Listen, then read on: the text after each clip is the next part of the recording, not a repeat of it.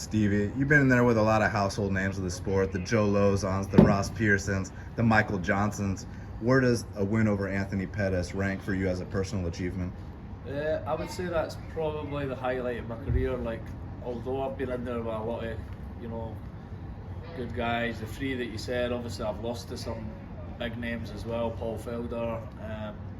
I've fought a lot of tough guys, some good wins, but Pettis was he was the former UFC world champion. So yeah, I'd say he's probably the biggest out of them all, and the fact that I just submitted him, and I'm supposed to be fighting him again now in 6 weeks if his ribs okay. So yeah, I'd say that's the biggest one now until I beat him again if I do get him.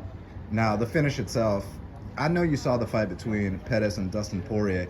Was there any similarities between those two finishes in your opinion? What fight, sorry? The Dustin Poirier versus Anthony Pettis, it was almost like a body triangle, kind of cracked his rib a little bit there. To be honest, man, I've not actually watched that fight. I can't remember anyway, but yeah, I remember he injured his rib trying to turn or something.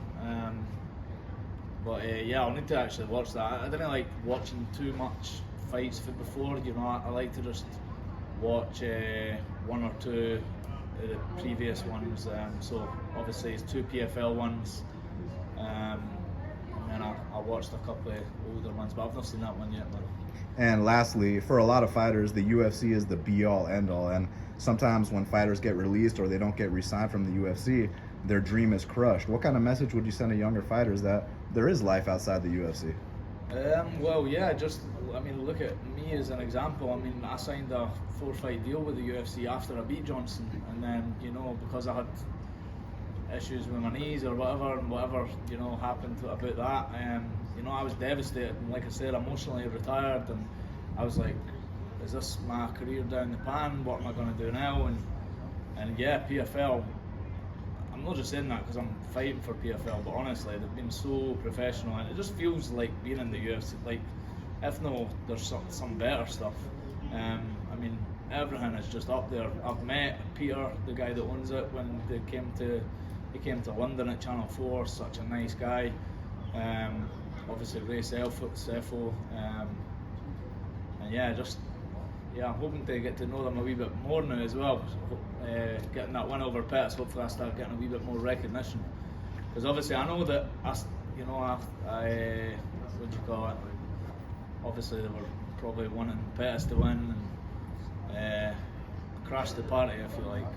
Even though he's still qualified, he was qualified anyway. But yeah, I'm hoping to get a wee bit more recognition. Being at rock bottom, at a point where you almost retired, what does a win over a guy like Anthony Pettis do for your confidence?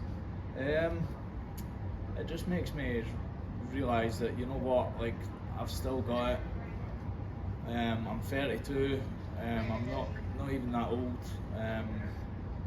I've been doing it 13 years now, but I still feel good. I feel young.